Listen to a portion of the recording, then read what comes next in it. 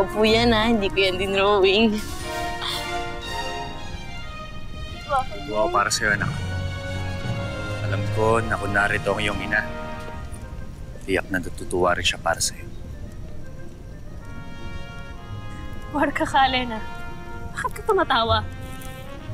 Sabi ko naman sa'yo, Perena, pagtiwala ka lamang. Kita mo nga naman, ang sagisag pa ng tubig ang nasa iyong anak. Dahil hindi katulad ng kanyang ina, hindi madaling magliyab sa galit si Mira. Yes! May inside joke kayo, Ashti, Ashti, okay na tayo, ha? Nais ko lang naman kung ano makakabuti sa inyo. Ngunit patid ko na nagkamali ako. Naging mabalasik. Kaya tanggapin niyo ang paghingi ko ng paumanhin. Maging sa inyo rin, nais kong umingi ng paumanhin. Hindi naging maganda ang pagtanggap ko sa inyo. Polkay.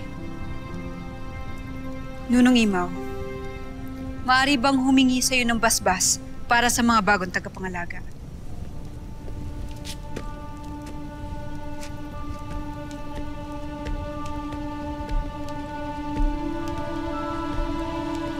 Tinatawag ko ang mga bagong napiling tagapangalaga.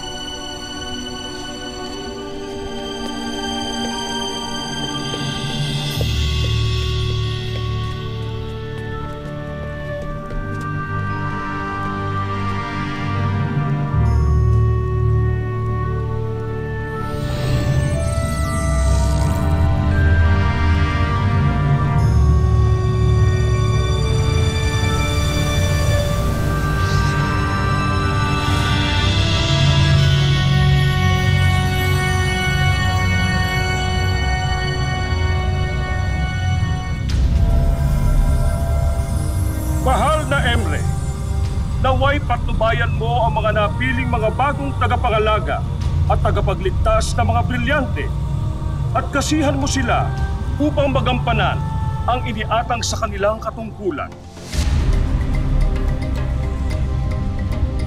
Sila pala ang sinasabing mga bagong tagapangalaga.